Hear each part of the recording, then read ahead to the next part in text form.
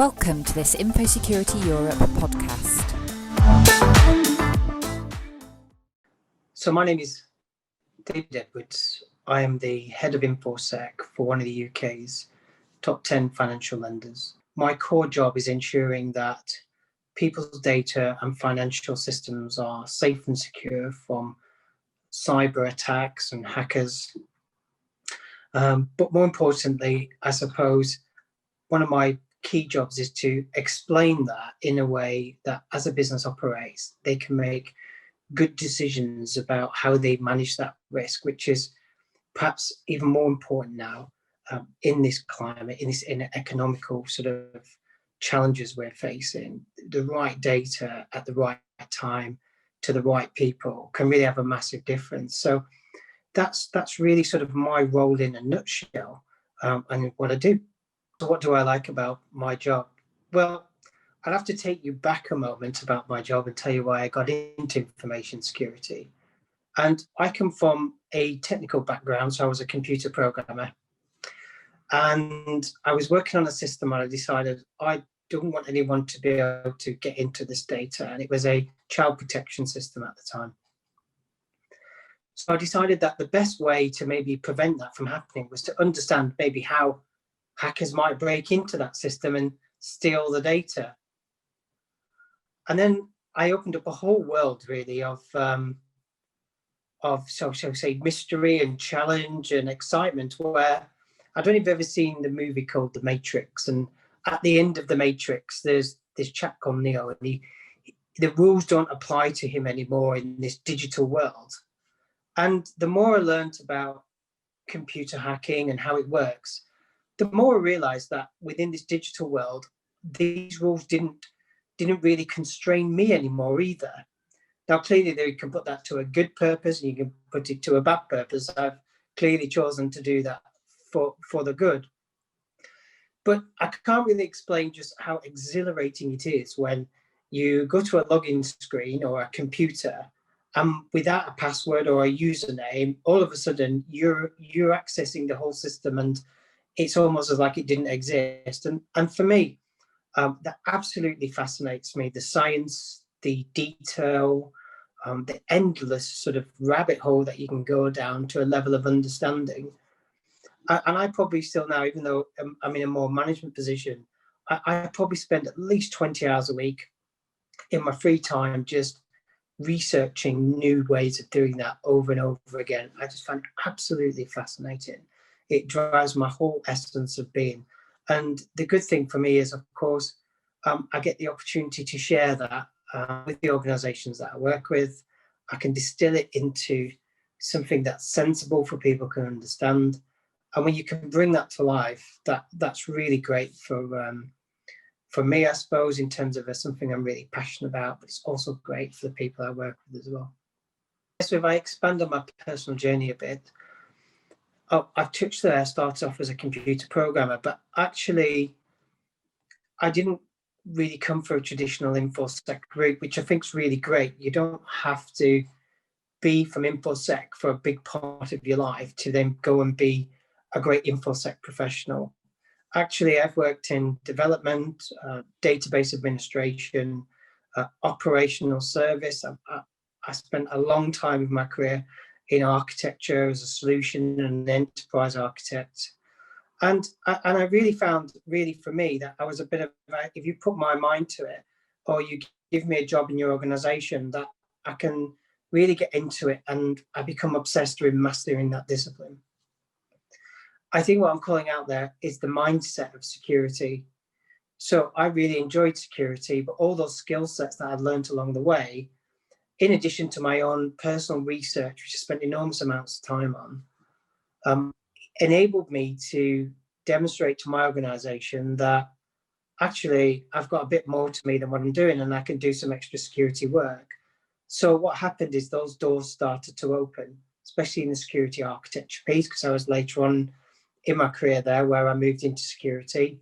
I was able to offer really great value. And then from then, I've been able to, build on my management skills, communication skills, my leadership skills, and I've been able to grow down this career path, even though I didn't come into it right at the very beginning of the technical engineering, sort of security engineering. I've come in from a very different lens. I think what that's done, it's given me some diversity in terms of the way I look at things. I think that I'm perhaps able to understand how other people might be facing challenges for Infosec within, say, a development lifecycle, for example, and how testing might work. So I would say getting into it, I think I touched on, it's something that I'm really passionate about and thoroughly enjoy. But I do think as well, if you're going to get into it, or anybody else, then actually a passion, a discipline, and an investment in yourself, and then being able to create that opportunity for you in an organization, if it can be created, is going to open up the opportunity, really. And that's how I progressed, really. First of all, it doesn't really matter, I think, what your job is and where you are. I think there's a mindset where you have to decide whether you're going to climb that ladder or not. And I think if you're in that mindset where you are, no matter where you're starting from, you can have a discipline where you can do your absolute best at it. Do your best at it and do your job. Ownership of problems, and take on board as much as you can without burning yourself out in order to progress.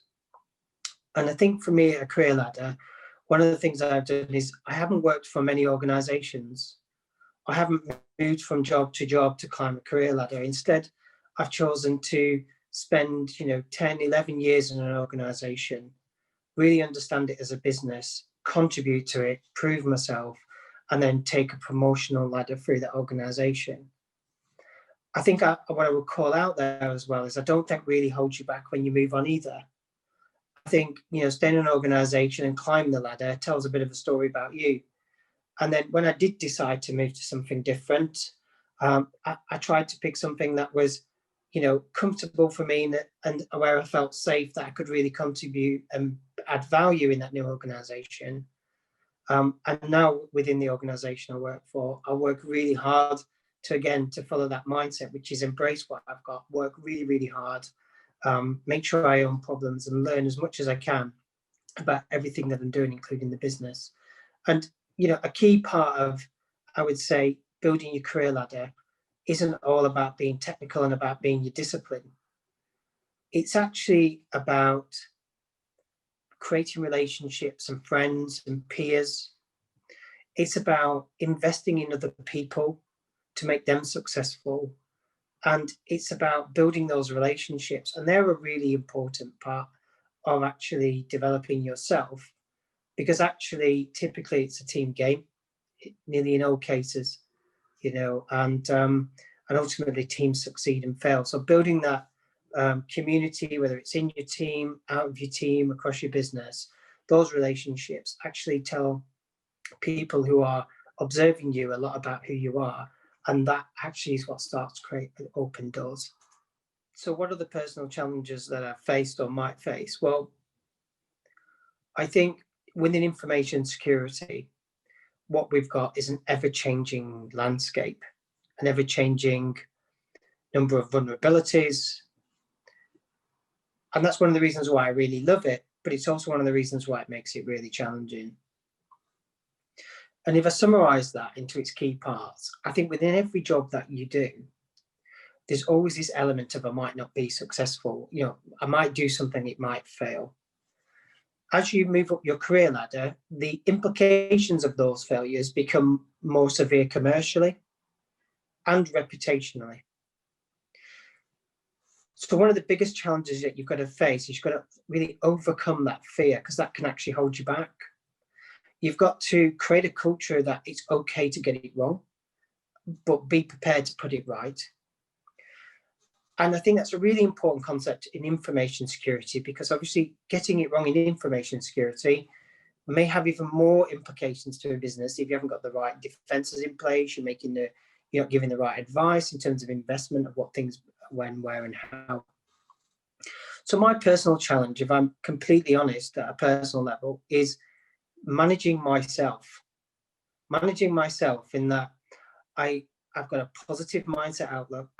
The work will always be there, it will always fill the day. It's making sure that I don't get trapped in a fear bubble, if you will, that prevents me from being successful. And I think that mindset and that challenge, could be offset, I suppose, with multiple projects that have been incredibly challenging that I've faced. But they all boil down to that mindset, which is just keep on going, put one foot in front of another, manage the fear bubble that you might well be in, and be productive and proactive at it. Write it down, own the problem, and then eventually you'll get through that mist and you'll end up in a successful place. So my key message on this point is don't forget yourself. Look after yourself, look after your mental health, look after your physical health.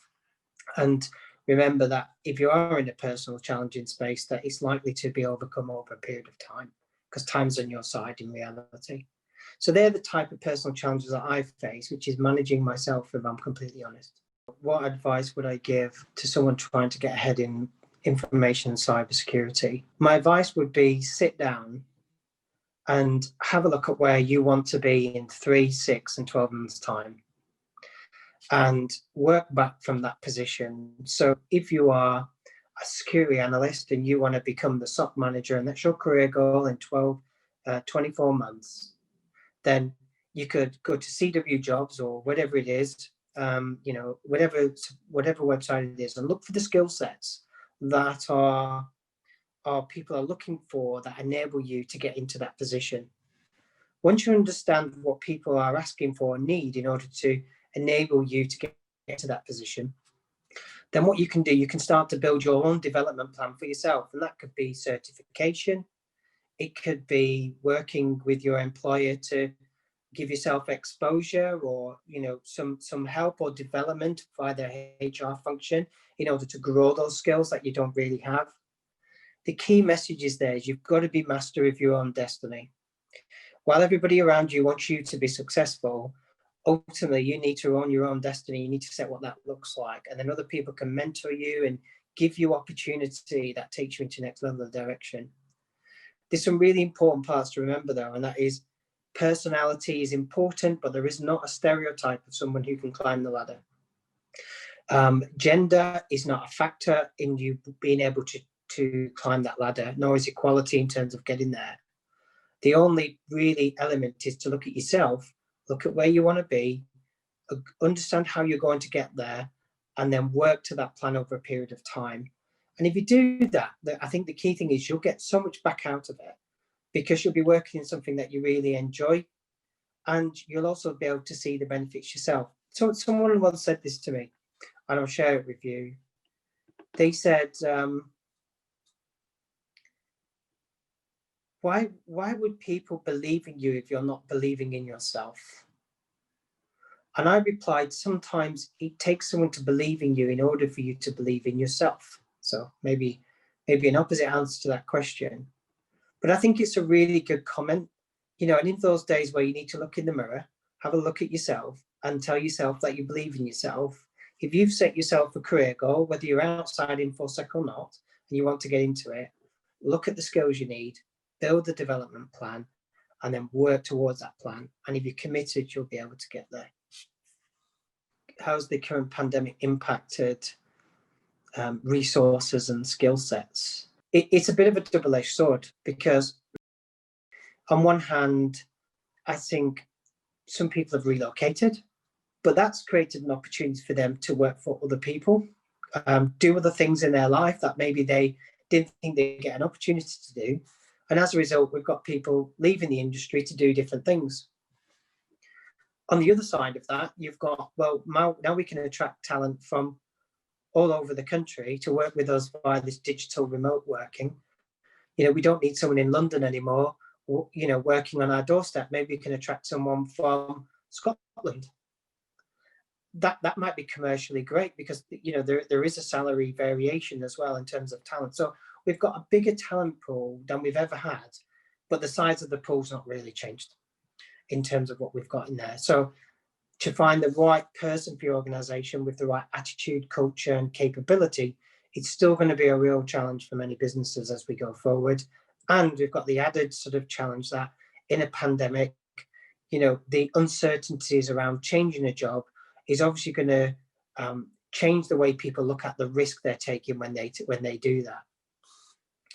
So I think there are a number of challenges in that space. I think, you know, there are more people unemployed than they were. So I think actually attracting people to your organization is probably a little bit easier at the minute, but that would depend on your requirement. On the flip side, and this is something I'm really passionate about, is development of people. There is absolutely no reason, and I do this, looking within the business for people who are really inspired by cybersecurity.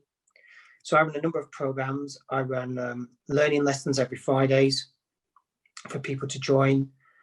I have a hackers club where people come along once a week, and I give exposure to all different sort of areas of the business and people, exposure to Infosec.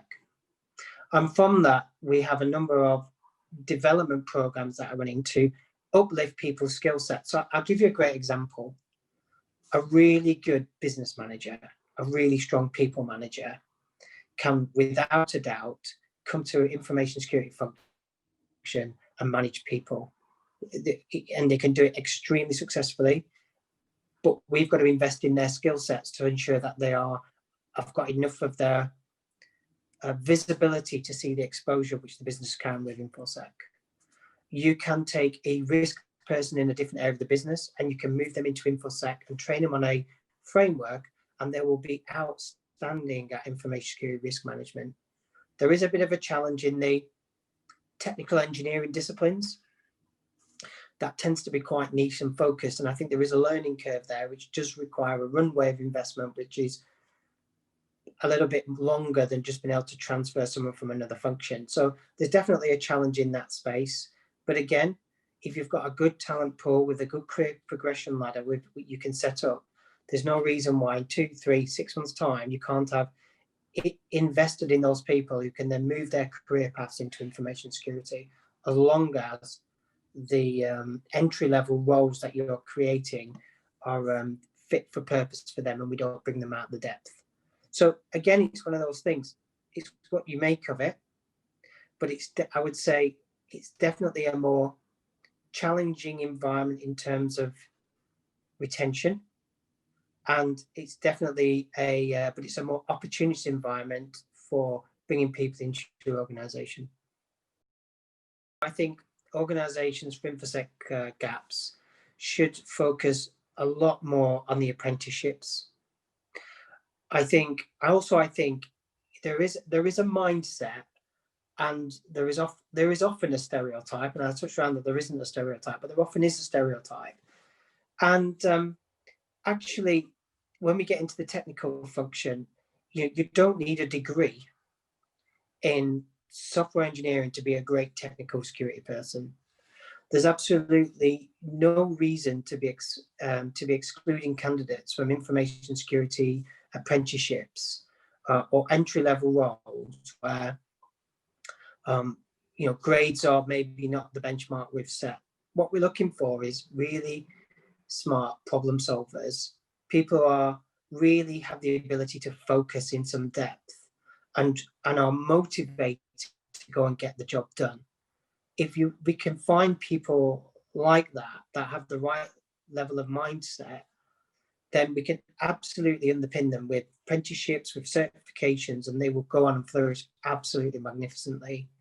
So I suppose my advice to business was this: sometimes you've got to step back and you've got to think, well, let's get rid of that stereotype that we have, and let's look at bringing people into the organization with a good development program. But let's look at their personality and their quirks, because some of them might actually be a great fit for information security. So what's going to be the next big thing for information security?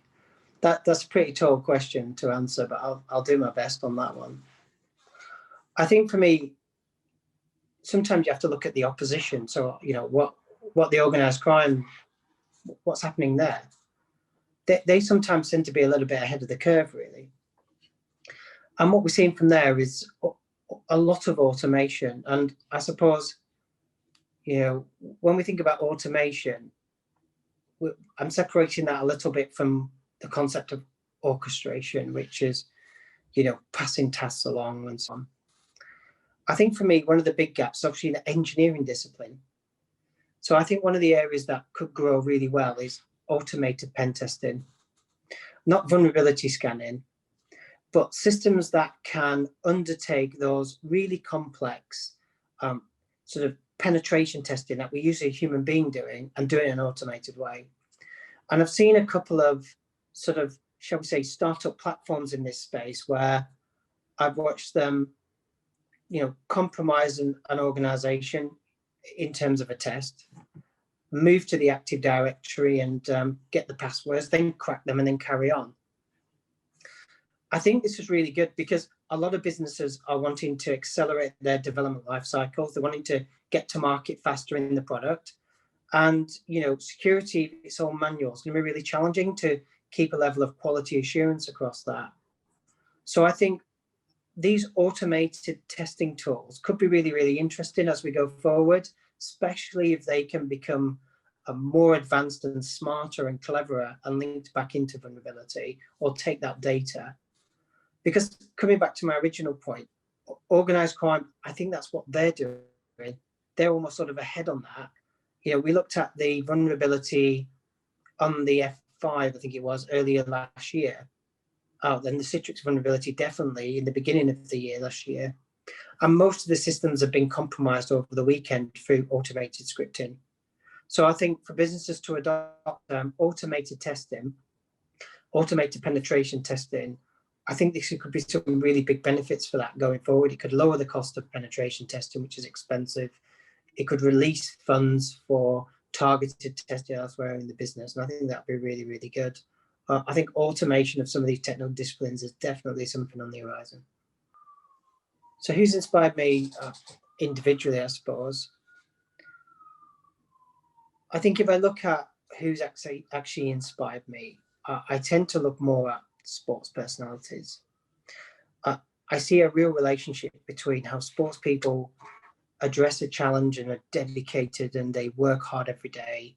And then it all sums up to this moment where that competition begins. And I see Infosec a bit like that, where we're researching every day and then hacking starts and then it's who wins. And of course, in a business, we've got to win every day. So I see all sorts of symmetries in terms of that. I think the most inspired person I've met actually, in terms of an Infosec perspective, is I got the opportunity to meet Bruce Schneider. For people who don't know who he is, he's a very well-known cryptographic expert, a cryptologist, if I could say that word. And I found him really, really fascinating. In fact, he signed a book for me, I think it was Base 64 Encoding, which just gives you an idea of the element of, so his mind is just absolutely magnificent in terms of understanding information security. But he didn't talk about cryptography. He actually talked about what people did with your data and how that would be made into the economy in order to drive revenue. And this completely blew my mind at the time because I hadn't really thought about it at all. And then that completely reshaped the way I saw social media and how data is passed around and how that is used in order to influence and change people's thinkings around topics. And we won't go into that, but it's an absolutely fascinating area. So if I sort of wrap that up, I'd say I think it's okay to be inspired by people not an Infosec, people who strive to overcome challenges and do things. And there's so many sports people out there that do that. But I think also we have to recognize that there are people in our discipline who have got magnificent minds, who are utter geniuses in their own right. And I think they see the world in a very different way. And often it's worth stepping back and have a look what they see. It will open your mind. So, a number of elements there. Thank you for listening to this Infosecurity Europe podcast.